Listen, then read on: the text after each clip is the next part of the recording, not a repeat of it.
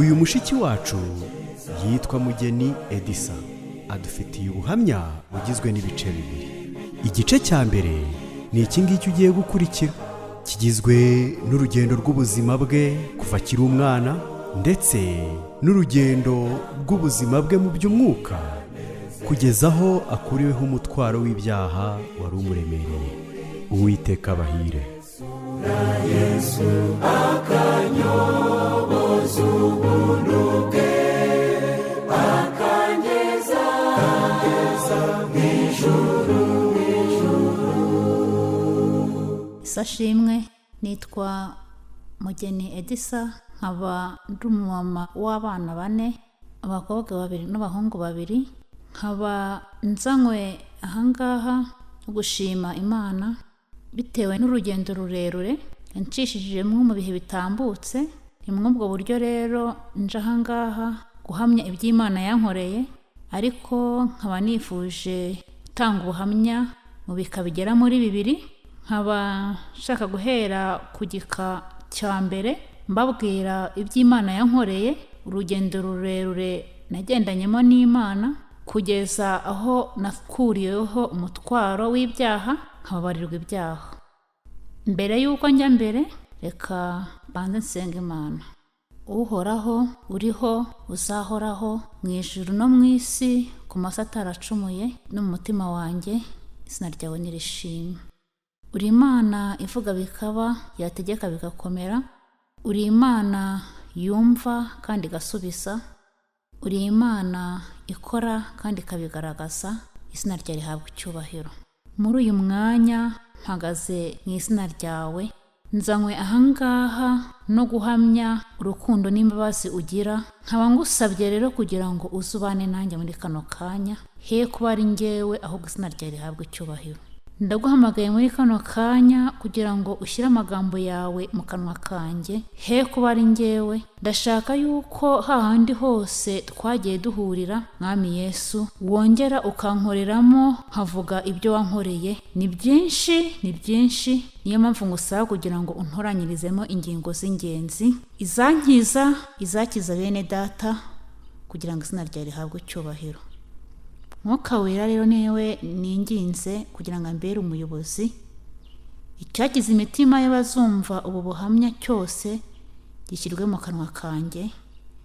Nibyo nsabye data ninginga kandi nizeye, izina rya Yesu, amen. Ndashaka kubabwira urugendo Yesu yancishijemo mu buzima bwanjye.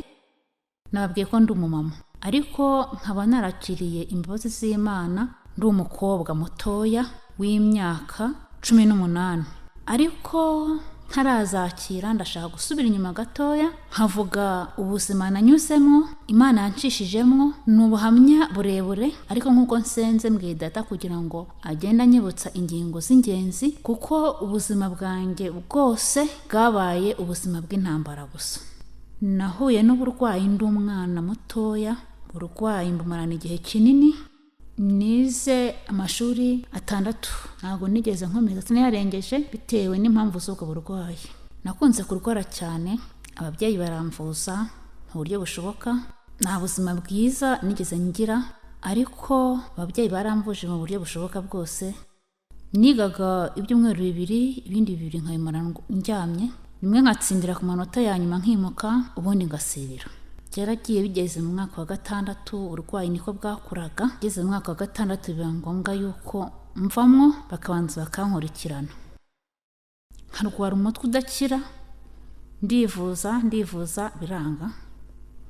Ubwo nari mvuye mu ishuri rero, byabaye ngombwa ko njya kwa muganga i Kabgayi bankorera ikizami cy'amaso, basanga nta maso ndwaye. Banyohereje i Kigali CHK baransuzuma, bantransfera ku rindi vuriro ry'Indera naho banyohereza Faisal. Mu bushobozi ababyeyi bari bafite, bakoze uko bashoboye, ubushobozi burangirira rwa Faisal bancishije mu cyuma. Ubwo bari bancishije mu cyuma rero, twaratashye dutegereza igisubizo. Ubwo twari tugiye gutora igisubizo, twumvaga uko byamera kose uburwayi nibuboneka n'imiti iraba yabonetse. Mama niwe nkurikiranaga cyane, twabaga turi kumwe, twagiye gutora igisubizo. Dogiteri arandeba, areba mama, mbona agize ikibazo. Yafashe mama aramwihererana, mbona mama agarutse atishimye. Aramubajije nese bigenze bite? Yarambwiye ati igisubizo barakimpaye ariko ni ibibazo. Aramubajije nese bigenze bite? Arambwira ati uburwayi barabubonye, ariko nubwo babubonye bambwiye yuko bo nta bushobozi bafite bwo kuba bakuvura. Nahise ngira ikibazo, mfatwa n'ikiniga ndarira. Dogiteri yarabibonye, arongera ahamagara mama, aramubaza ati nta mishinga mugira nterankunga yazabafasha? Mama iramubwira ati nayo, kuko iratubwiye ko mbasha kuvurirwa hanze kandi bisaba ubushobozi. Itubwiye yuko kugira ngo mvurwe byasabaga amafaranga 8,000,000 hatarimwo tike y'indege. Ayo mafaranga ni menshi, yari menshi icyo gihe, kuko ubwo icyo gihe mbabwira hari munsi ya 2 muri 9, 7 n'8 gutyo. Tumaze kuvuga ko nta bushobozi, yaratubwiye ati ikintu ngiye kubakorera ni kimwe, reka ibizame bye mbifate. Hari abadogiteri bajya baza gufasha ababuze ubushobozi bwo kwivuza, noneho nibaza nzabibahe, noneho muzagaruke nyuma y'ibyumweru 2 muze kureba igisubizo icyavuyemo. Ubwo twaratashye, nyuma y'ibyumweru 2 bishize, mama yasubiyeyo, baramubwira bati ibizame by'umwana barabirebye, barabisuzuma, sanga ikibazo cy'uburwayi bwe kirakomeye. Iminsi baba bafite ntabwo amuvurira mu Rwanda ngo bikunde. Badusabye ko tubabwira ko uwo mwana azategerwa akavurirwa hanze. Ubwo batubwiraga kuzajya kwivuza muri Afurika y'Epfo. Mama babimubwiye acitse intege, ko ubushobozi bwacu bwose bwari bwamaze kurangira. Isami bya CHKanye biba bihenze, Faisal biba bihenze, Indera biba bihenze, ubushobozi bwose bwari bwamaze guturangirana. Ariko Imana yakoresheje umudogiteri bitewe nuko yambonye akangirira impuhwe.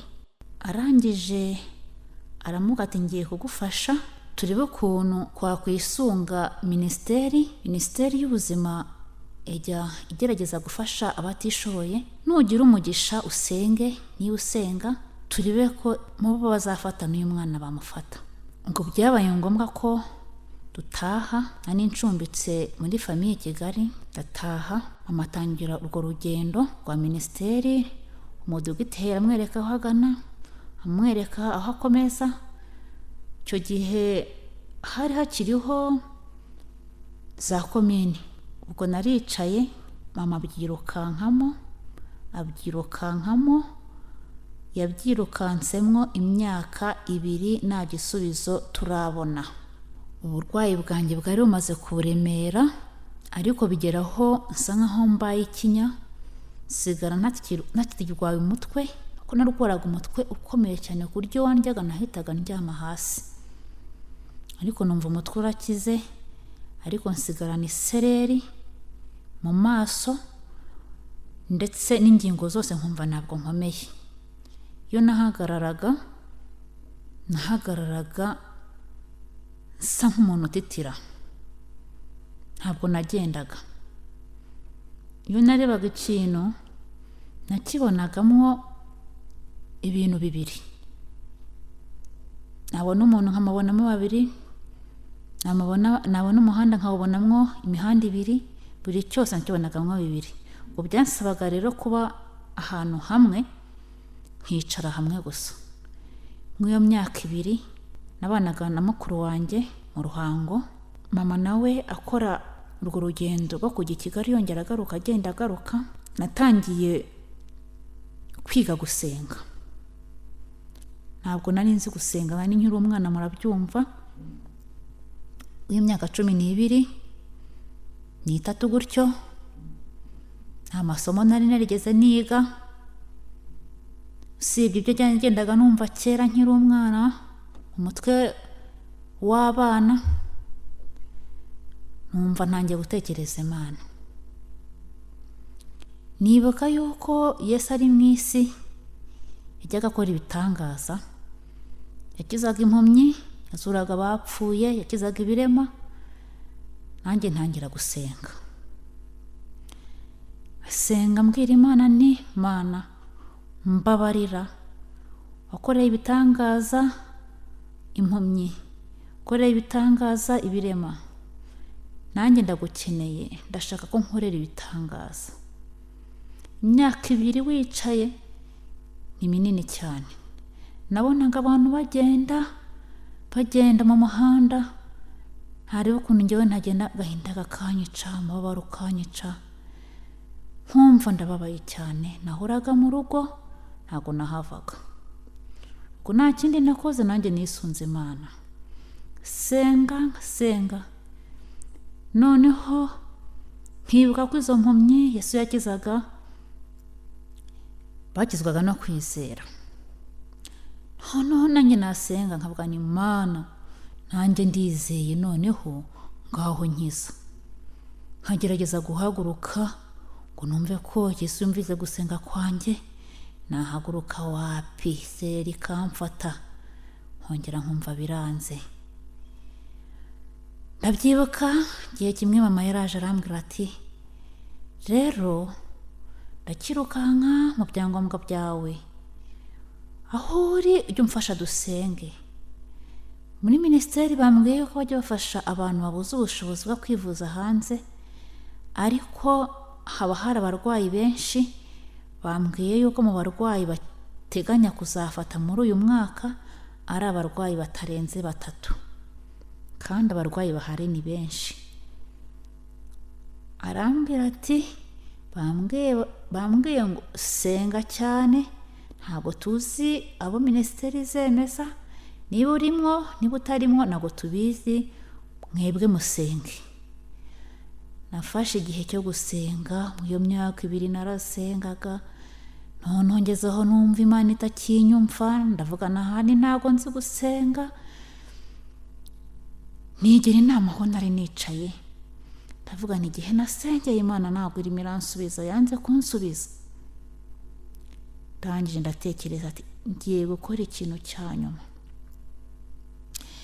Nafashe urupapuro, mfata ikaramu, ndangije ndavuga ngiye kwandikira Imana ikindi ku mutima cyose nkiyibwire, ahasigaye ntegereza igisubizo. Nafashe urupapuro, ndangije ndandika ibindi mu mutima byose, ngenda nyibutsa ibyo yagiye ikorera abandi, nanjye nyibwira ko nanjye nkeneye yuko inyereka. Maze kwandika, ndangije nshyiraho amazina yanjye, ndangije urupapuro ndarusinya. Maze kurusinya, natumye umwana ibahasha. Maze kumutuma ibahasha arayinzanira, urupapuro ndaruzinga neza, ndangije ndafunga. Ndavuga nti, uru rupapuro ndujyanye ku Mana. Mwakwibaza muti, ese wumvaga urugeza mu ijuru gute? Nafashe intebe ndurira, mfata inzu, ndagenda nduseseka hagati y'amabati, hagati y'ibati n'irindi, nduhonongezamo. Ndangije ndamanuka. Mu kwizera kwanjye numvise ko urupapuro rwageze mu ijuru. Kuva icyo gihe ntabwo nongeye gusenga, ahubwo narategereje. Mu gutegereza njya kubona nkabona mama aje ananiwe cyane, afite umubabaro. Gutegereza akambwira ko hari icyo bitanze, nkabona nta kintu ambwiye. Nanjye nkumva mfite umubabaro, ariko ntegereje igisubizo kizava mu ijoro. Umunsi umwe rero ngiye kubona mbona mama araje, mbona aje uko atajyaga asa, afite umunezero mwinshi. Arangije arambwira ati, mfasha dushime Imana, minisiteri yambwiye yuko muri 3 nawe bagufashemo. Umunezero waransabye, gushima Imana birandenga, ndangije ndarira. Maze mama arambwira ati, bambwiye yuko ku wa gatanu uzazamuka tukajya i Kigali ku isabato ariho indege izaza ukabona ukagenda. Ubwo yabimbwiraga ari mu cyumweru hagati. Ubwo hise akora ibishoboka byose nshakira ibyangombwa, ariko dufashe urugendo tugiye i Kigali ngo tuzabone uko tuzinduka tugenda. Naramubajije nese mama, ko wambwiye ko banyemereye ko tuzajya kwa muganga, ese aho tuzajyana? Mama yarambwira ati wapi, uzijyana, nta bushobozi babona bw'abantu babiri. Akimara kumbwira ngo nzijyana agahinda karanyishe. Ndamubwira nese mama, wanyihorera, ntazapfa mukampamba kunyohereza mu gihugu ntazi, ndi njyenyine, ese ibyo bintu urumva bidakomeye? Mama yarambwira ati hangane mwana wanjye, Imana ifite icyo yakuvuzeho, uzajyana n'Imana kandi izagukomeza. Bambwiye ko nta kibazo uzagira, bafite umuntu uzaza kugusanganira ku kibuga cy'indege, ahe nawe uzakujyana kwa muganga, ntugire ikibazo. Ntabwo byanyuze umutima wanjye, ariko n'andi mahitamo yari ahari, byabaye ngombwa ko nijyana. Ndabyibuka hari ku isabato saa 8, mama nibwo yaravuye gusinyisha muri minisiteri, araza arambwira ati ubu turagiye. Ubwo nari ndi ku icumbi i Kigali, barebye aho amasaha ageze usanga twakererewe. Umuntu wo muri famiye yahise akora ibishoboka, dutega tagisi vatiri. Ubwo tuba twagiye, tugeze ku kibuga cy'indege dusanga neza ninjye wari usigaye, abandi bose bamaze kuhagera. Tugeze ku kibuga cy'indege bahise bama abayobozi baho barantwara ko twari twakererewe, tangira kunshisha mu byuma ahantu basaka. Ubwo mama nabo barasigaye, nongeye kwibona nisanze ku kibuga cy'indege.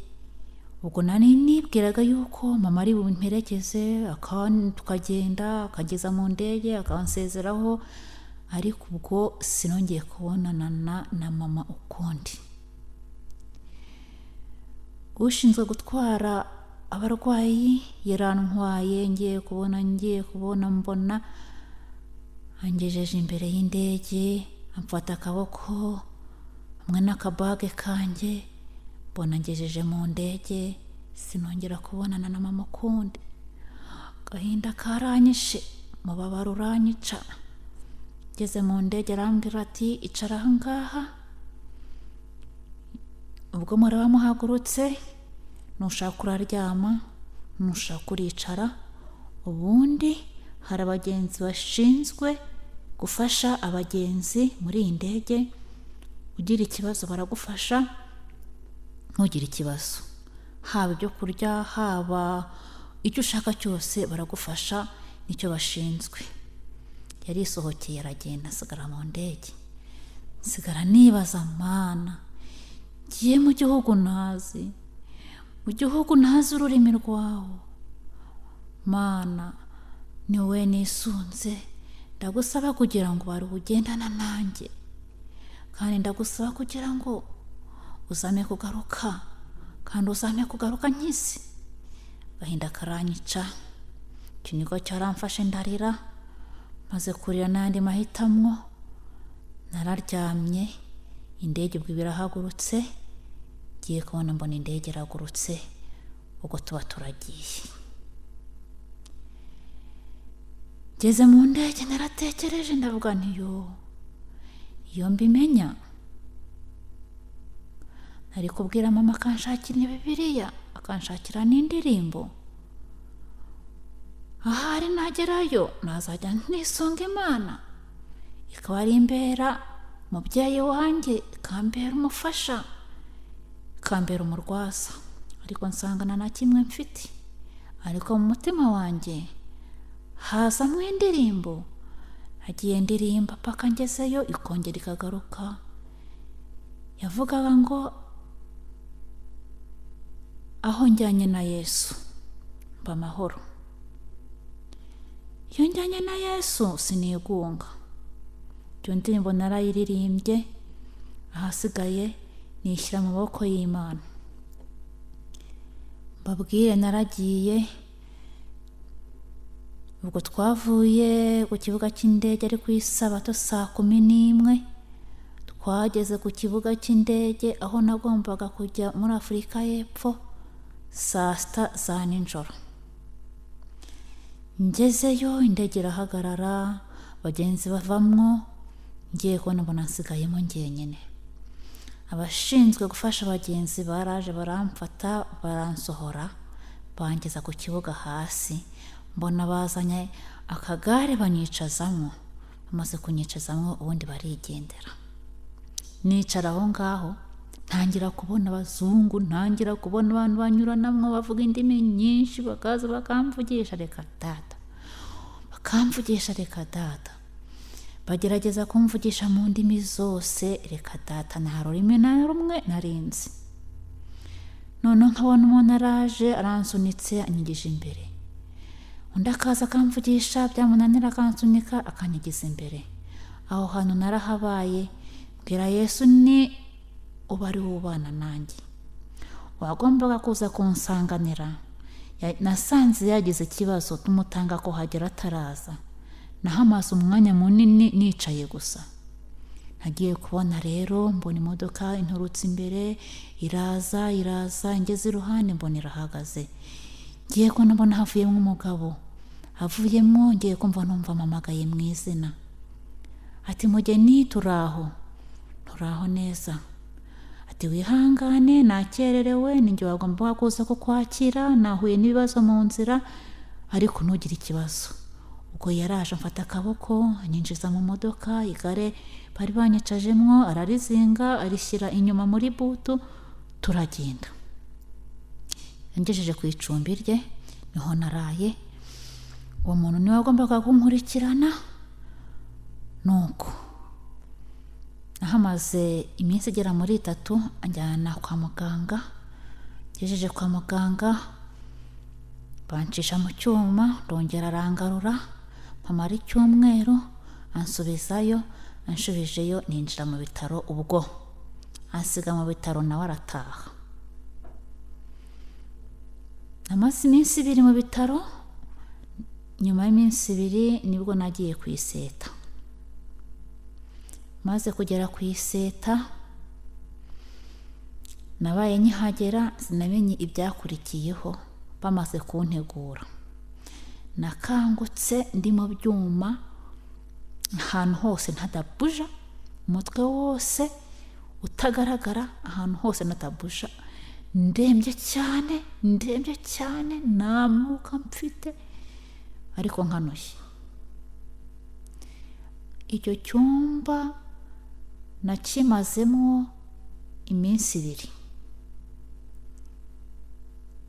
Hari isaha yari indi imbere, niyo narebaga, niyo nagendaga ndebaho amasaha ageze. Nuko nyuma y'iminsi 2 rero navuyemo banjyana mu bitaro bisanzwe. Ngezemo sanzemo abandi barwayi ariko batandukanye, ariko na munyarwanda wari urimo. Ndembye ariko ndembye bikomeye, sinabashaga kunyeganyega na gatoya. Ntabwo nabashaga no kubona akaboko nakazamura cyangwa ukuguru cyangwa umutwe. Ntabwo bandyamisha urubavu rumwe, urubavu rurababara, ndangije ndananirwa, nkumva ndashaka guhindukira kandi ntabwo nari mbishoboye. Nkaniha. Nuko nasanze nk'abarwayi bari bamaze iminsi, bamaze koroherwa, barembye nkanjye gutyo. Ariko abaganga baradukurikiranaga, bakumva ukuntu niha, bakaza bakambaza icyo bamfasha. Ntabwo ndi buvuge reka data ntibanyumva. nkumva ndashaka kweguka, reka data. Igitanda nkabereka, nkabacira amarenga, nkabona barakizamuye, nkabaye nk'uwicara, ariko nkumva reka data. Ibyo bihe ntabwo nzabyibagirwa, narababaye bikomeye. Nahamaze icyumweru ndi muri ubwo buribwe. Nyuma y'icyumweru nibwo batangiye kujya banzanira utuntu tugiye tworoshye, ariko nta na kimwe nashoboraga. Ibi byo kurya byaho ni iby'amahanga, nta kintu na kimwe nari nshoboye kurya. Mu kanwa hari harafatanye. Gahinda karanyica, nkasenga Imana mu mutima, Mana, ubu nzasubira mu Rwanda, ubu nzongera kubonana n'ababyeyi, ubu nzongera kubonana n'abavandimwe. Ni wowe wenyine, niwe mpanzeho amaso. Nkajya ndirimba indirimbo mu mutima, nkaririmba indirimbo, nta nshuti nziza nka Yesu. Numvaga Yesu ari we nshuti yonyine ihebuje. Agahinda kari karanyishe, umubabaro waranyishe, uragenda utungukana mu maso. Ndabyibuka, najyaga nkabona abarwayi turwaranye, abantu bo muri famiye zabo baje kubasura, babazaniye indabyo, babazaniye imvaho, noneho bakasura n'abandi barwayi bangeraho, bareba uwo mwana ufite agahinda bakamvugisha. Reka data, sinumvaga ibyo bamvugisha, bitewe n'uko nta rurimi numvaga rwaho.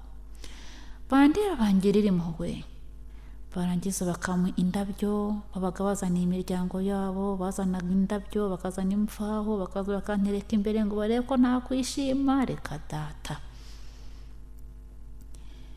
Maze rero ndangije nsenga isengesho mu mutima, Imana,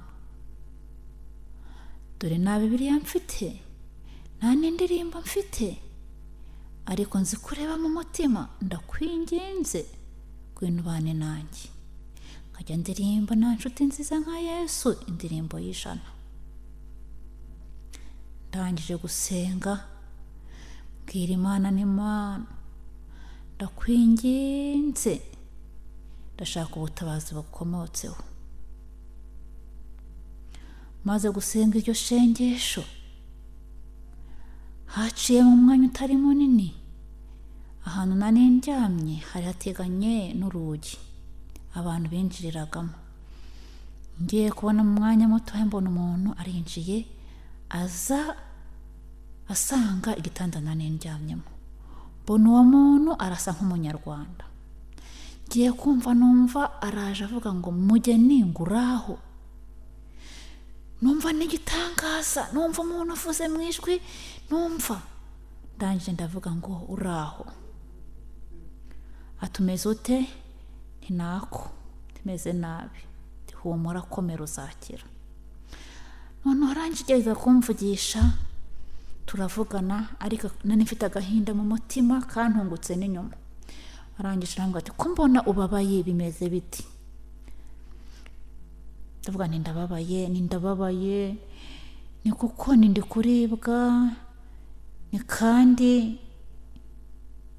ndumva nshaka ababyeyi banjye, kandi numva nta buryo nababonamo. Arambwira ati, humura, uzataha, kandi uzataha ukize, gira ibyiringiro. Agerageza kugira ngo anshyire muri mudu nziza, ariko abona ntabwo ndi kuva ahantu ndi. Yambwiye ijambo rimwe, arambwira ati, Mugeni, mbabarira, umbwire ikintu wumva ushaka cyakunezeza, ariko mbona unezerewe, kimbwira icyo wumva ushaka cyose. Naramubwiye nti, ikintu numva nshaka, ndumva nshaka Bibiliya. Ati, ndashaka Bibiliya, byaba byiza ukama n'indirimbo. Ati, urashaka Bibiliya? Ndashaka Bibiliya. Arangije arambwira ati, nuyibona se uranezerwa? Ndanezerwa. Uransekera? Ndaseka. Arambwira ati, Mugeni, ndaje ngiye kugushakira Bibiliya. Yahise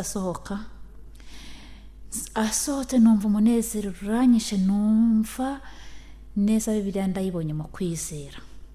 Ntabwo yatinze, yamaze nk'iminota itarenga 10 nagiye kubona mbona araje azanye Bibiliya. Akimara kuyimpereza umunezero waranyishe, ndangije ndaseka. maze guseka nawe araseka aranezerwa, maze arambwira ati ngaho reba isoma wumva ukunze, maze unsomere maze unsengere. Ubwo nari ntangiye gusa nkaho nuruherwa buke cyane, yazamuraga igitanda nkamera nk'uwicaye. Bibiliya arayibumbura, ayibumbuye ndangije ngwa ku isomo ryo muri Zaburi, igice kivuga ngo Uwiteka niwe mungeri wanjye sinzakena. Narayimusomeye, maze kurimusomera ndangije ndasenga, maze gusenga nawe aransengera. Icyo gihe naranezerewe kuko uwo muntu namubonye nka marayika w'Imana, yari marayika w'Imana. Ubwo noneho arangije arambwira ati nzajya nza kugusura, ntuzongere kwiheba, uri kumwe n'Imana. Ntiyego, ni ntabwo nzongera kwiheba, ni kuko mbonye Bibiliya. Bibiliya yanjye nahise nyishyira mu gituza, nta handi nayirambikaga. Iyo nayishyiraga mu gituza numvaga ndi kumwe na Yesu hafi yanjye. Nubwo ntabashaga gusoma, ariko numvaga ndi kumwe na Yesu iruhande rwanjye. Aho hantu nahamaze ibyumweru 3. Mu cyumweru cya 3 nibwo nasohotse ibitaro. Sohoka ntaroroherwa, ariko uko biri kose hameze nkuko numvaga meze nkiva ku iseta, kuko nabaye nk'umuntu uzutse. Hari abantu bazaga bakankoresha siporo, nkicara nkongera nkahaguruka, nkicara nkongera nkahaguruka, harambura akaboko nkongera nkagahina gutyo. Kugeza igihe rero noneho bamfataga ngahagarara, bakongera akamfata akaboko nkatera intambwe 2 nk'umwana wiga kugenda ariko bamfashe. Nuko byumweru 3 rero naje gusohoka ibitaro, nsubira wa mugabo wabinjyanyemo ni waje kubinkuramo, arantwara angeza mu rugo iwe, mpamara ibindi byumweru 2. Ariko nsubiye inyuma gatoya, mama yabwiye abo muri ministeri ese ko umwana agiye, ese aho tuzatumenya amakuru ye, ese mu kuza bizagenda gute? Baramubwiye bati rero mukecuru nugira ikibazo ujya udusure hano kuri ministeri, tuzatuvugana n'abo muri Afurika y'Epfo batubwira uko umwana ameze, noneho nawe ujya gutora amakuru hano. None igihe cyo gutaha nikigera bazagitumenyesha, noneho natwe tuzagikumenyesha, noneho rwose nugira ikibazo igihe cyo kuza uzakimenyeshwa, mujye kumusanganira. Ariko cyaje kuntungura nuko navuye mu bitaro, maze kuva mu bitaro njya ku icumbi. Nyuma yo kuva ku icumbi, uwo mugabo wankurikiranaga nibwo yambwiye ati ejo uzataha. Ariko atarambwira ngo nzataha, aho hantu nahamaze ibyumweru bigera muri 2, aho nanindwariye. Irungu ryari ryinshi, ibintu byose byari bicecetse, irungu ari irungu. Yagendaga nijoro akagaruka, yagendaga mu gitondo akagaruka nijoro, akaza kunsuhuza nijoro, akongera akansuhuza mu gitondo agiye. Ariko hari abantu bari bashinzwe kunkurikirana, bakaza kureba, bakampa ibyo kurya gutyo.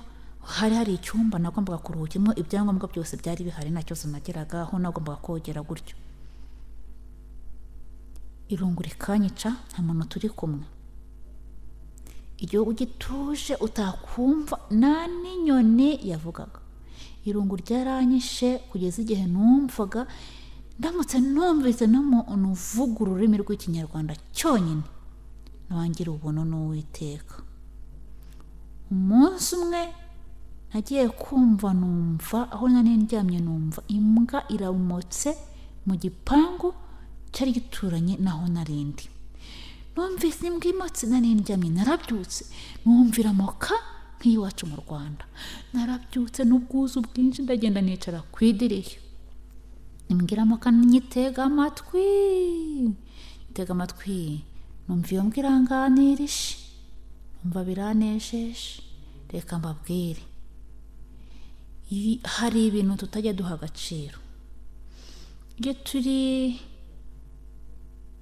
mu Rwanda, turi iwacu, tuvuga tugira gute, twumva ari ibintu dufitiye uburenganzira, ariko ugeze ahantu usigara uri wenyine, utumva n'umuntu uvuga ikinyarwanda, utabona n'isura y'umuntu wo mu Rwanda, niho wajya waha agaciro ikintu Imana yadukoreye. Jya kubuhita ukumva uravugana n'umuntu mukumvikana, mva ibyo bintu nabibonaga nk'ibitangaza. Mu by'ukuri iyo mbwa yaranganije numva nanezerewe. Ngiye kumva rero numva arambwira ati witegure umusibe ejo uzataha. Munezero waranyishe, nshima Imana mu mutima ndavuga nti Uwiteka, nimba nangeze mu Rwanda nkongera kubonana n'ababyeyi, nkabonana n'abavandimwe, nkabona n'inshuti, nzagushima mu buzima bwanjye bwose. Nihuse naraje, ubwo yaragiye kuntegera, ngeze mu ndege nahahuriye n'umugabo nawe wari uvuye kwa muganga, wari utashye w'umunyarwanda. Turavugana, mbwira ko nawe asohotse ibyo bitaro, ambwira yuko iwabo ari Gitarama. Turaganira ku buzima tuvuyemo naho tuvuye. Arangije arambaza ati ese iwanyu baba bazi ko uzataha? Ndababwira nti ntabwo mbizi. Arangije arambwira ati ntugire ikibazo, kuba turi kumwe, nitugera ku kibuga cy'indege tugasanga baje kugusanganira, muri famiye se urahazi ku icumbi i Kigali? Ndamubwira nti ndahazi. Arambwira ati nusanga bataguje kugusanganira ntugire ikibazo, ngiye famiye yanjye aje kunsanganirira abizi, turagutwara noneho tukugeze ku icumbi i Kigali, noneho nabo bazamenyesha mu rugo ko waje, ntugire ikibazo. Ibyo bintu nabyo mbishimira Imana. Niko byagenze. Tugeze ku kibuga cy'indege, nasanze iwacu batarigeze bamenya yuko nzataha. Nasanze nta muntu n'umwe uhari waje kunsanganira, ariko igitangaza cy'Imana, uwo muntu yaramfashe turasohokana. We nta kibazo gikomeye yari afite ikibazo cy'itama, ariko ahandi hose yari muzima. Ariko ubwo ngewe nani nkirwaye, ijosi ryari riri mu byuma, ntabasha kubusha, nkanyeganyega, kandi ngifite na ya sereri. Ubwo yaransindagije ansohora mu ndege, famiye yari iri hafi aho ngaho, tujya mu modoka, barantwara, mbereka aho nagombaga kuruhukira i Kigali. Nabo nabyo bari bazi. Mpageze ndabwira nti imbere mbatungira urutoki, ndabwira nti ni hariya. Avamo aragenda, arababwira ati hari umwana wanyu wari waragiye kwa muganga hanze, namuzanye, muze mu mutore. Bagize ngo barimo bararota, kuko ntabwo biyumvishaga yuko igihe cyo gutaha cyari cyaza, bitewe n'uko mama yagiye muri minisiteri kubaza igihe nzatahira. Bamubwira ko batari bamenya umunsi nzazira, ariko ndamahoro. Amakuru yari yayamenye ko nagezeyo nuko navuye kwa muganga, ariko mu gutaha ayo makuru ntibigera bayatangaza. Ubwo muri famiye barabyumvise, bumva ni nk'inzozi, basohotse birukanka, baje bansanga mu modoka, baratungurwa, barantwara bangeza ku icumbi. Bamaze kugeza ku icumbi, bahise bahamagara mu rugo byihuse. Amatelefone yari ataramamara, bakoreshaga za zindi nini cyane bitaga mobile. Nuko wacu baza kuntwara rero i Kigali, numva nezerewe Imana mu mutima. Nongera kubonana na mama, ndongera kubonana n'abavandimwe, ibyishimo bihinduka ibyishimo. Ariko mfite intege nkeya, n'uburwayi najyanye numva n'ubundi nkibufite, ariko kwa muganga bari barambwiye bati nta muntu ukirira kwa muganga, uko iminsi izagenda ishira niko uzagenda woroherwa buhoro buhoro. Nihuse igihe cyarageze, uko iminsi yashiraga niko nagendaga noroherwa, koko ngenda noroherwa, maze kumva nsa nk'umuntu ukomeye, ariko ngenda gakeya nta cyizere nifitiye, numva nshaka kujya gusenga. Isaha ya mbere narasenze ndataha, ya kabiri, ya gatatu umubwiriza yarabwirije, arangije atanga igihe cyo kwihana. Numva ndashaka kujya kwihana, mu kujya kwihana numva sindi bubone ukuntu ndi bugera ku ruhimbi, numvaga ndi bugwe mu nzira bitewe n'isereri, ariko mbwira Imana mfasha nongirira ubuntu nkagera ku ruhimbi, nkabona ndihanye mpoza mu kiganza cy'uriya mubwiriza, ndagushima. Imana yaramfashije, ndagenda ndasindagera buhoro buhoro, ndangije ndagenda mukora mu ntoki, numva ndanezerewe, ndangije numva umutima wanjye uranyuzwe. Bavuga abashaka kwiyandikisha ngo babatizwe, ndangije ndavuga nti munyandike. Umaze kunyandika ntangira gukurikirana ibyigisho by'abatisimu, baratwigisha igihe cyo kubatizwa cyagera. Ndangije ndabatizwa, numvaga ngiye gukorera Imana, numvaga ngiye kuba umuntu w'Imana, numvaga ngiye guhamya Imana bitewe n'aho yari imvanye. Igihe cyo kubatizwa cyarageze rero, barambatiza. Bamaze kumbatiza numva ndanezerewe, ariko mu kumbatiza niyumvisemo, nagerageje kumva ko hari impinduka, numva ibintu ibidasanzwe, numvaga nimbatizwa hari ndi buvemo mbaye undi muntu. Ariko uko bambatije nuko navuyemo, numvise impinduka, nta mpinduka mbonye. Uko nagiyemo ni nako navuyemo, umva ntabwo nyuzwe neza. Ariko bakaba barambwira bati iyo ubatijwe ububyawe ubwa kabiri. Ndavuga nti ko nabyawe ubwa kabiri, ariko nakwishakamo impinduka nkazibura. Nuko igihe cyarageze, maze kubatizwa numva ntabwo bihagije, ndavuga nti ndajya muri korari. Nagiye muri korari, numva ngiye gukora umurimo w'Imana bitewe n'icyo Imana yari inkoreye. Ngiye muri korari ndaririmba, ntangira gukora umurimo w'Imana, ariko nakumva impinduka za mbere yo kubatizwa na nyuma yo kubatizwa nkumva nazo. Ariko nkavuga nti ngiye gukorera Imana mu kuririmba. Njya muri korari nkajya ndirimba, ariko nkaririmba mu buzima, nasubira mu buzima bwanjye nkumva nta mpinduka. Ariko ko ariko ninasezeraniye Imana, ndavuga nti ndajya muri korari. Namaze kubatizwa numva ko ngiye kuba umuntu w'Imana, ngerageza gukora ibishoboka byose mba umuntu w'Imana. Nari narumvise ko kurya inyama ari icyaha.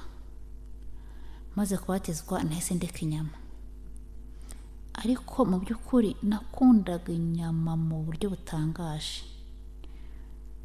Ariko maze kubatizwa, kandi nabwo yuko iyo umuntu abatijwe aba abyawe ubwa kabiri, kandi nkandi narumvise ko umuntu urya inyama atazajya mu ijuru.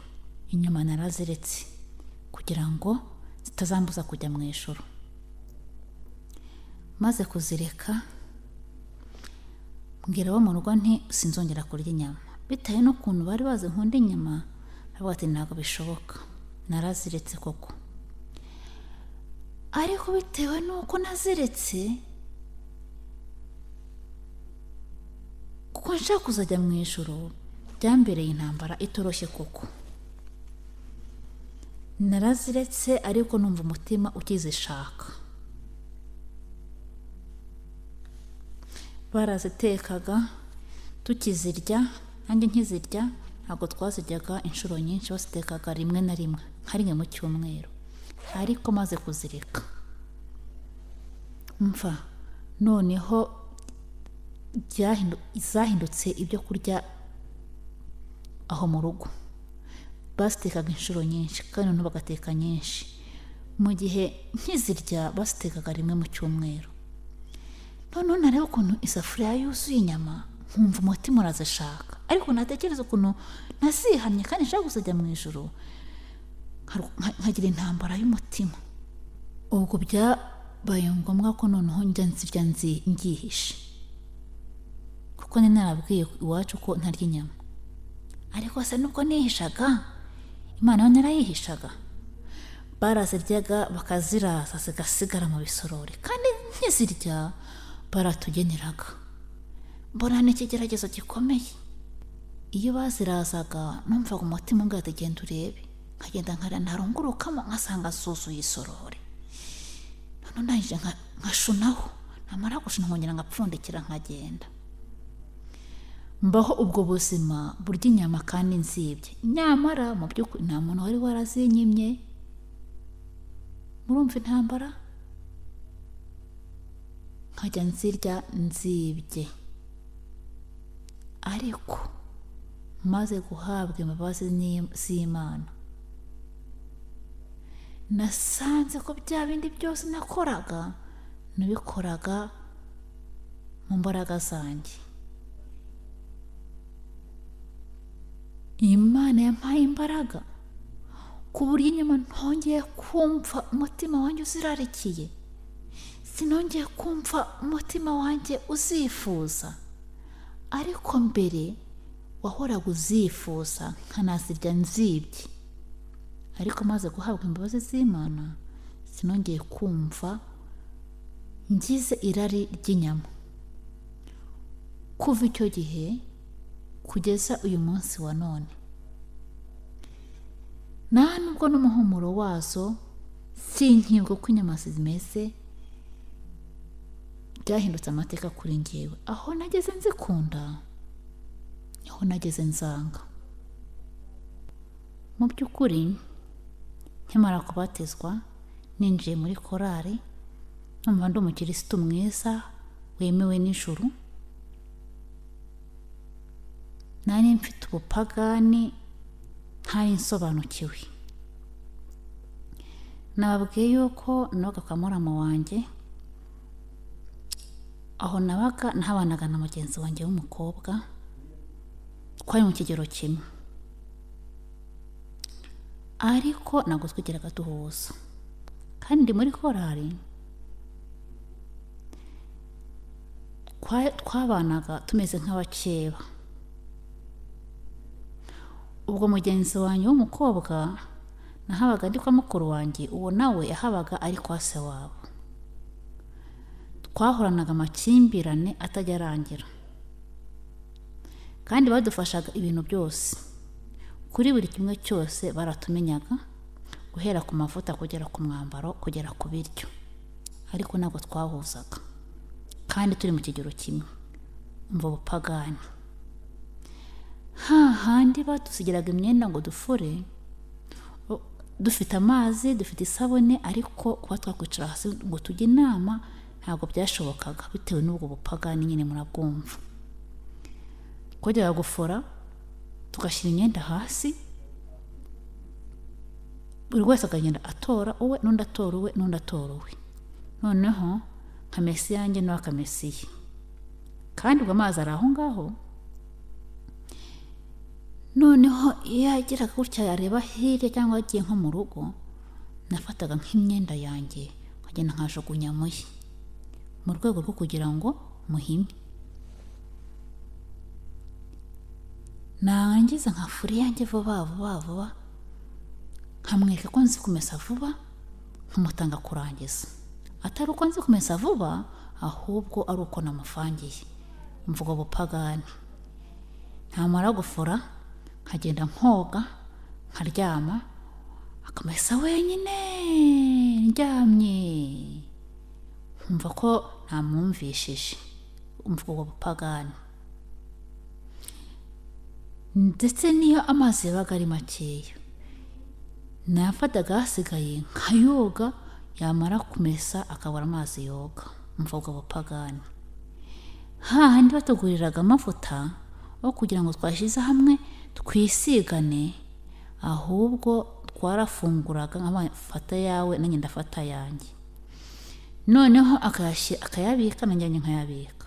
nkacunga adahari nkafata yandiye nkayasukamo yanjye, narangiza nkafata iya mbere kujya kumurega ngo amavuta ayaha abantu, kandi twese turimo turisiga baratugurira. Imvugo bupagani. Twahoraga ababyeyi batoreraga baduhoraga hagati ari mu ntambara, tumeze nk'abakiba. Yareze byarabashobeye, bibaza ikintu bakora kugira ngo duhuze byarabayobeye. Mbega muri make twarabavunnye mu buryo buhagije. Intambara z'urudaca rwa buri munsi ni bande, tutabuze icyo turya, tutabuze icyo twambara, tutabuze icyo tunywa, kandi ngo ndi umugenzi ujya mu ijoro. Ibyo bintu murabyumva? Ngubwo ubupagani buba bwibitse mu bantu. Nihuse mu ruhango haje ubutumwa bujyanye no gutsindishirizwa. Ubwo butumwa burigishwa, hari amatsinda, numashaka kugenda mu matsinda, ngiye mu matsinda, numva bari kuvuga iby'inzira yo kwihana, numva bari kuvuga ibyo kubyarwa bwa kabiri, numva bari gutanga ubuhamya. Nisubiyemo nsanga ntago nigeze nihana, numva ntago byuzuye, ntangira kumva hari ikintu mbura mu bukristo bwanjye. Natangiye kwinjira mu bihe by'amatsinda, ntangira kwiga ubutumwa bwiza. Hari umugabo wabwigishaga bitaga Nikora, yigisha Karovari, yigisha Getsemani, yigisha imibereho ya Yesu, yigisha ukuntu Yesu yavuye mu ijuru, yigisha ukuntu Yesu yaje mu isi kwigira umuntu, akayigisha ibyo bintu akazamura Karovari, noneho akigisha ukuntu Yesu yavuye mu ijuru azanywe no gucungura umunyabyaha, yigisha ukuntu Yesu yatewe imisumari, ukuntu yabambwe, Karovari yose arayizamuka, avuga ukuntu Yesu atigeze abambwa n'abayuda, ahubwo yabambwe n'ibyaha by'umunyabyaha. Ntangira kumva mu mutima wanjye igishinja cy'uko ari njye wishe Yesu. Agahinda karanyica mu mutima, numva mbuze amahoro mu mutima. Ndangije ntangira kumva ibintu birahinduka, korari nahise nyihagarika, ibyo nakoraga ndabihagarika. Ndangije ntangira urugendo rwo gusenga, mbwira Imana n'Imana, ntabwo nari nzi ko ndi umunyabyaha, ndakwinginze nyereka ibyaha byanjye byakujyanye ku musaraba. Ndangije ndasenga, nsaba Imana kugira ngo ishure umububi bw'umutima wanjye. Nubwo nari narabuze amahoro, ariko ntabwo nari nzi ibyaha byanjye. Gusa igishinja nari mfite nuko mu byaha Yesu byamujyanye ku musaraba ari ibyanjye. Sigaramo bwani, nyereka ububi bw'umutima wanjye. Nasenze mbwira Yesu ngo nyereka ububi bw'umutima wanjye. Ndasenga, igihe kiragera, Imana imishurira ibyaha byanjye birazikuka, guhera ndi umwana mutoya kugeza umwanya nari ndimo. Noneho nari nabuze amahoro yuko ndi umunyabyaha, ariko ntazi ibyaha byanjye. Noneho mbura amahoro, noneho maze kubona ibyaha byanjye, mbona mu banyabyaha bose bo ku isi nta muntu uhwanyije ibyaha nanjye. Numva nsigaye mfite isoni zo guhagarara n'ibyo byaha imbere y'Imana. Naragiye numva sinzongera kurya mfite umutwaro w'ibyaha. Kurya byarananiye, kuryama birananira, gukora birananira, mfite umutwaro w'ibyaha. Narapfukamye ndasenga, mbwira Uwiteka n'Uwiteka, mbabarira ibi byaha, ni njye wakujyanye ku musaraba.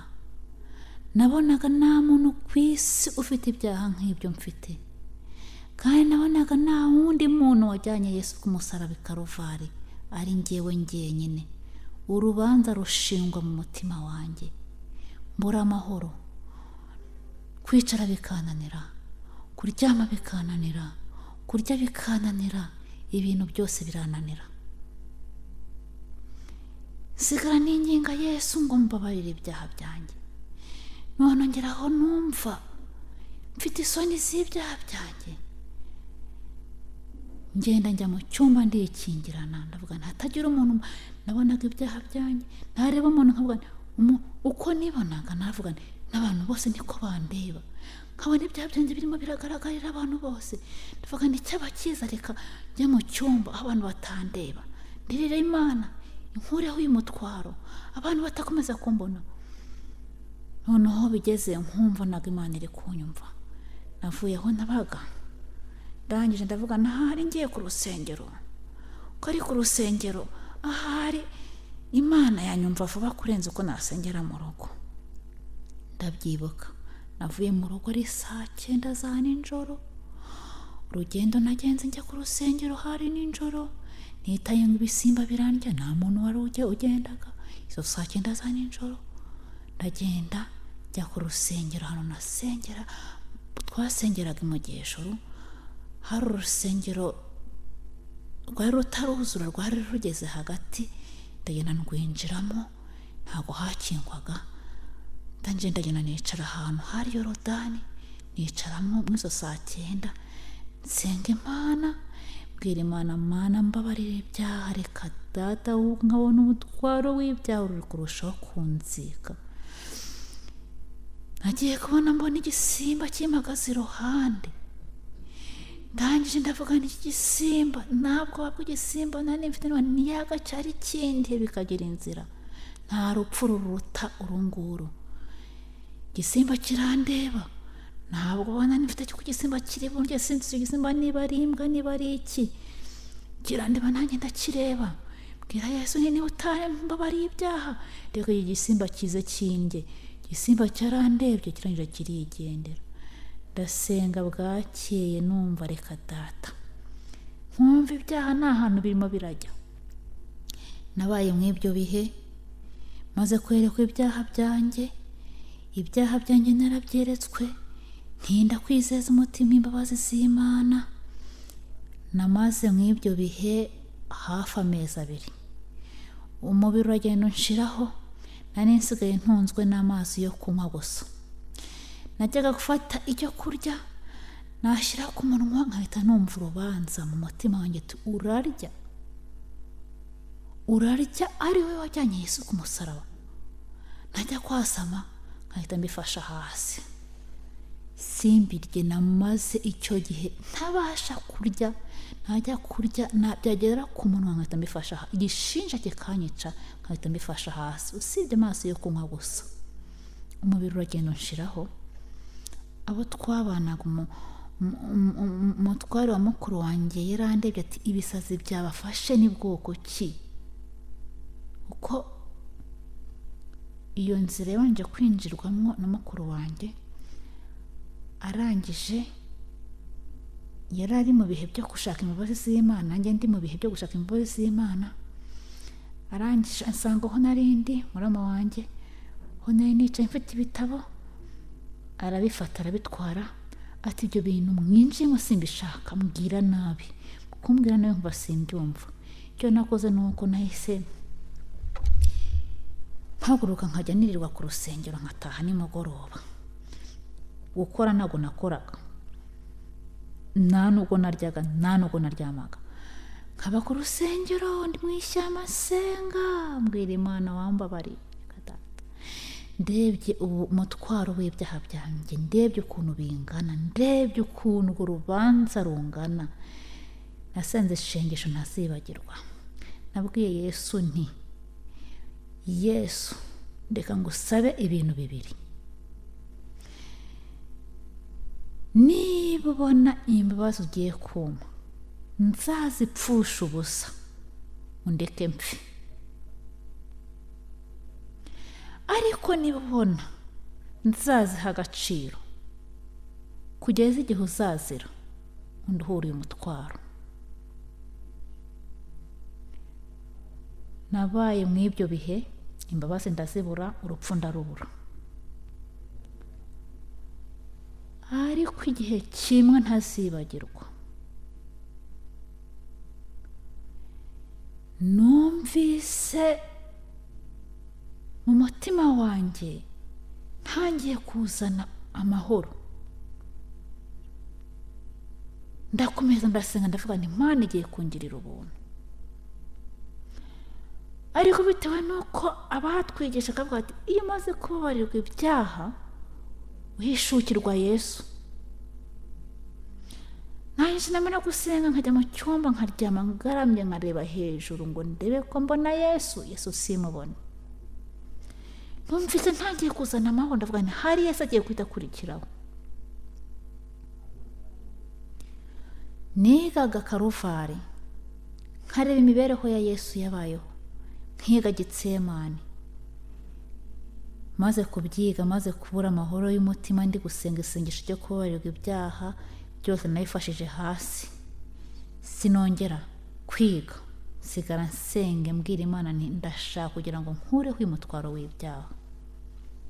Maze igihe kimwe ariko wa nyuma bagiye gutangira isabato, ndi mu cyumba ngiye kumva numva ijwi mu mutima wanjye rirambwira ngo mwana wanjye ibyaha byawe urabibabariwe.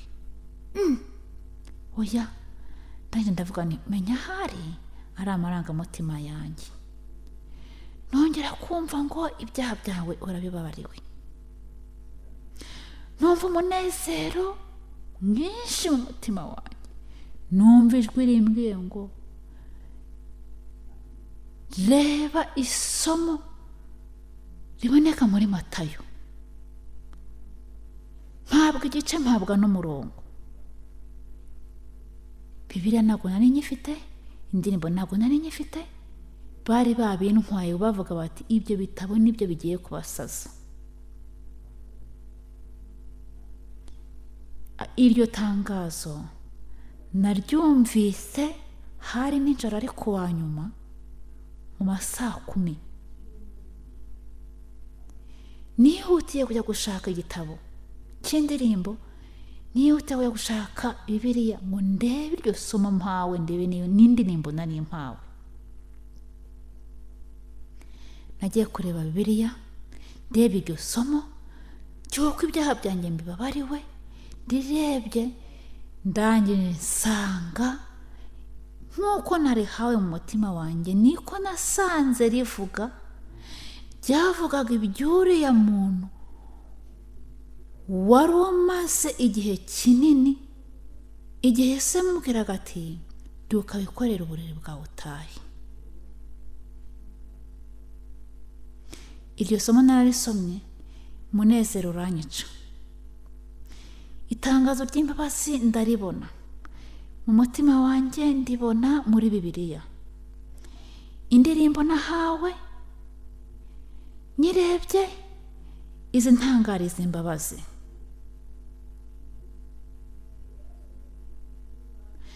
Iyo ndirimbo iravuga ngo hari isoko itukura iva nk'amaraso. Iyo ndirimbo narayiririmbye nsabwa n'ibyishimo n'umunezero. Sinarindiriye ko bucya. Hari umuvandimwe twabanaga, iyo nzira yari yarayinyuze, agahora ambwira ati komera, komeza usenge, Imana irahari.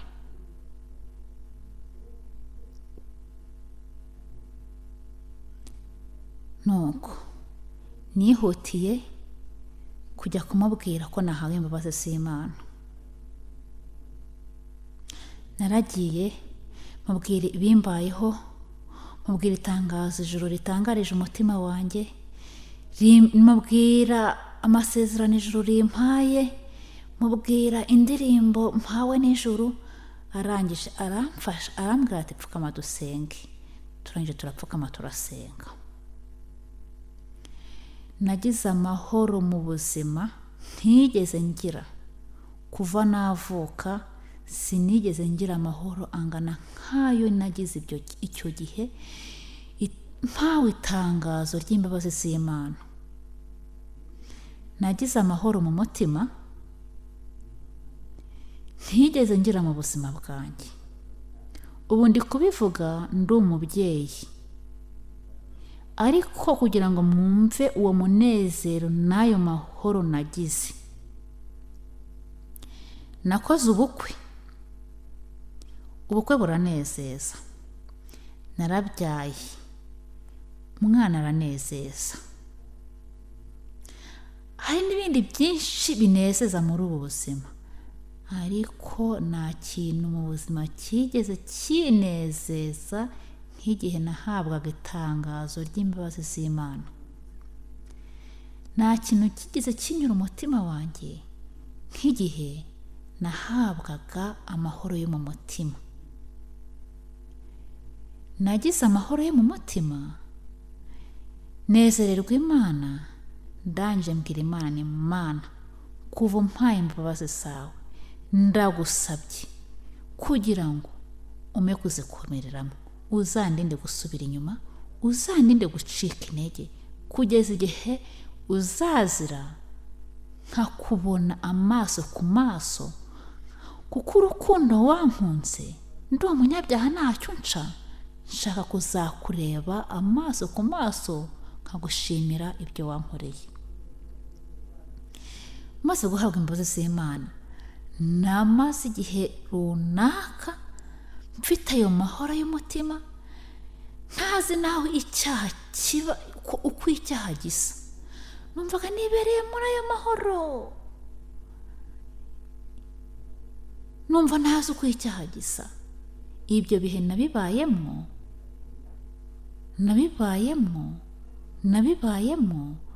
ntazi uko icyaha gisa, ariko nagira ngo mbabwire ngo ibyo bihe ntabwo nabikomeshemo.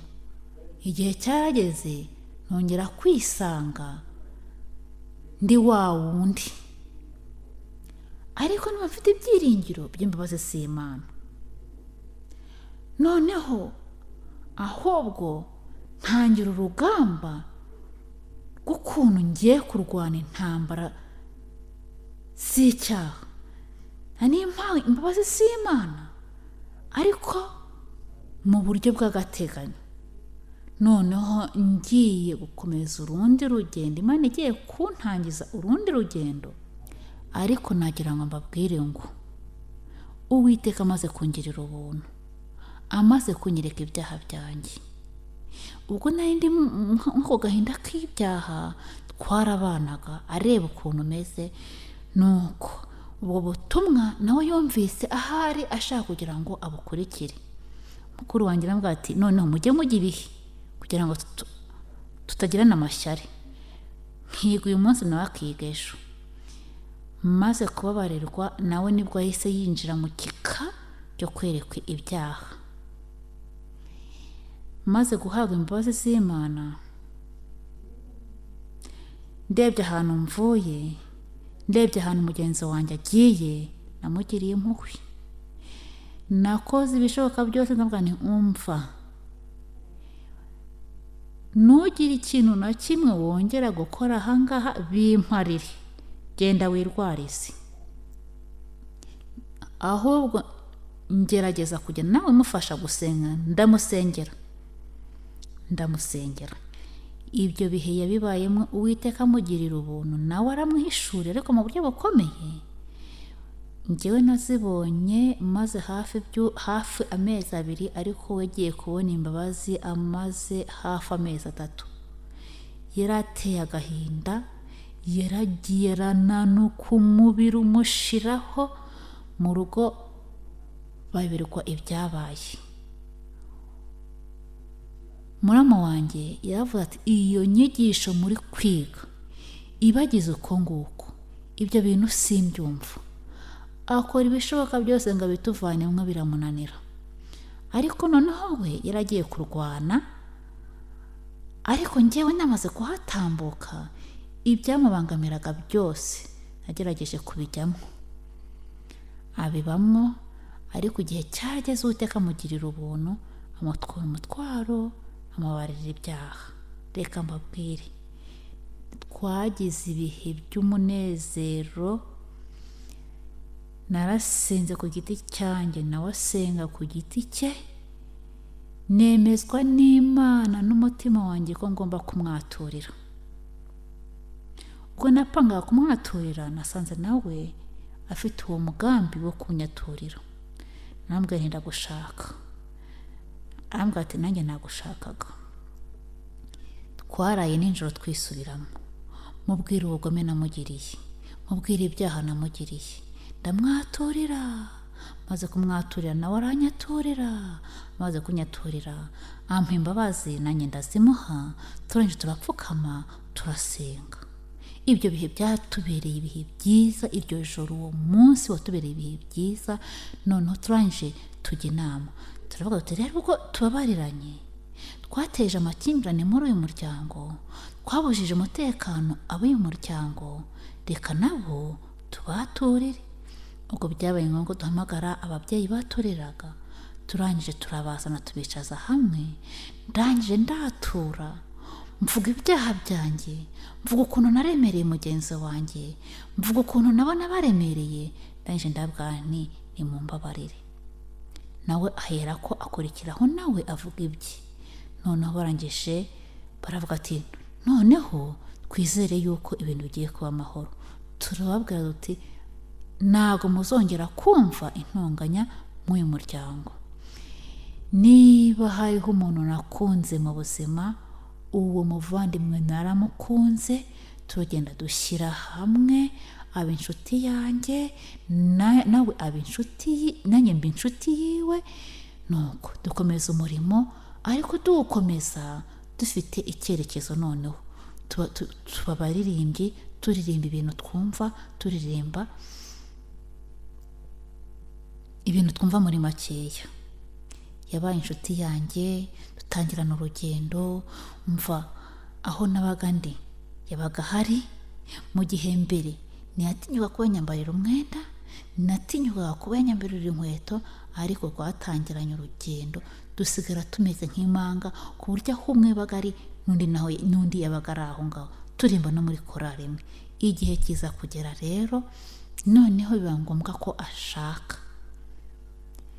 Mu gushaka atarajya gushaka, ubwo yari agiye gukora ubukwe, naramubwiye nti rero twagiranye ibihe byiza, ariko kugira ngo dutandukane neza, twongere tugirane ibihe byo gusenga, dusaba Imana iduhishurire, twereke ahantu tukaba twaragiye haboneka inkomyi, dutandukane amahoro. Twafashe umunsi wo kwirirwa turasenga, tubwira Imana kugira ngo ibitaragenze neza hagati yanjye nawe dukure inkomyi mu nzira. Twagize ibihe byo gusenga rero, turangije turikiranura. Arangije ajya gushyingirwa, nanjye nsigara mu rugo. Ariko nubwo aragiye gushyingirwa, yashyingiwe mu mezi atangira umwaka, nanjye nshyingirwa mu mezi asoza umwaka. Murumva ko twashyingiriwe mu mwaka umwe. Ariko amaze kugenda, nabaye nk'umuntu ubuze ikintu. Byaranejeje ko ashyingiwe, ariko nsigara mbabaye ko nsigaye njyenyine. Umuvandimwe twatandukanye amahoro, n'ubu ni inshuti yanjye, numvaga ari umuvandimwe nk'uwo twonsa ibere rimwe. Naramukundaga kandi n'ubu ndacyakomeje kumukunda. Murumva rero ko imibereho twabayemo mbere yo kubabarirwa itandukanye n'imibereho twagize tumaze kubabarirwa. Aho twabanaga dufite amakimbirane, nta n'umwe wakambara umwenda wundi, turebana ijisho ribi. Aho twageze twangana, niho twageze dukundana. Nkaba nshimira Imana rero yuko icyo kintu nacyo yagikoze. Umuvandimwe mbere, umuvandimwe mwiza. Nshimira Imana ko twatandukanye amahoro. N'ubu ngubu njya ngira igihe nkamuhamagara nawe akampamagara. Kandi nkaba nshimira Imana yuko no kuri uyu munota agishikamye mu bwo buntu. Ndabyibuka uyu munsi nibwo yampamagaye ansuhuza, arangije arambwira ati usome igitabo cyo mu Itangiriro igice cya 34 cyose. Numara kugisoma nzakubwira. Naragisomye, maze kugisoma ndamuhamagara, mwene naragisomye. Arangije icyo gice cyavugaga iby'urugendo rwa Yakobo igihe yajyaga kwa Labani ahunze umuvandimwe wiwe. Bakatubwira imyaka yamaze ari kwa Labani ko ari imyaka 20. Imyaka 20 igeze nibwo marayika yamugendereye akamubwira ko agomba gusubira iwabo. Igitekerezo narakize. Arangije arambwira ati urazi se impamvu nakubwiye ngo ugisome? Ati nibutse imyaka 20 Labani imyaka 20 Yakobo yamaze ari kwa Labani, kandi wibuka yuko Yakobo yagiye kwa Labani yarababariwe ibyaha, ariko imyaka 20 yagize yamaze kwa Labani yayimaze yarakoze ibindi byaha byinshi.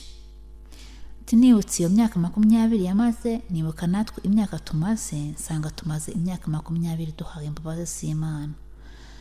Ndangije ndavuga ngo uhamagare ikintu Yakobo yakoze kiba ari cyo natwe dukora muri iyi saha.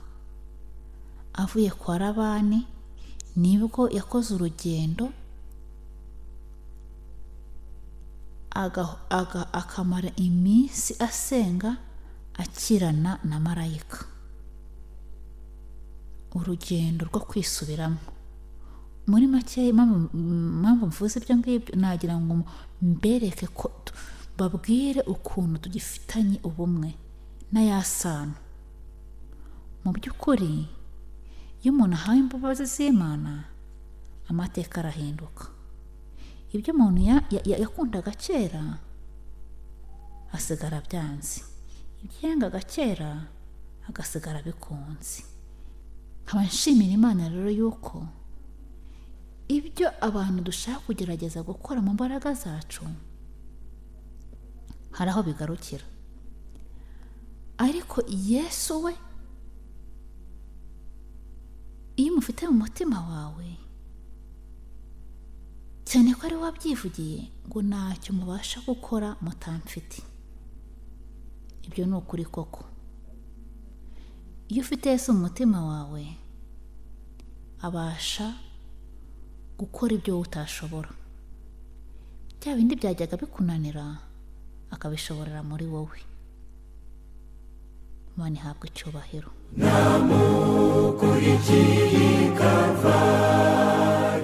Iki cyari igice cya mbere cy'ubuhamya bwa Mugeni Edisa. Ubutaha azatugezaho ikindi gice cya kabiri. Uwiteka abagirire neza.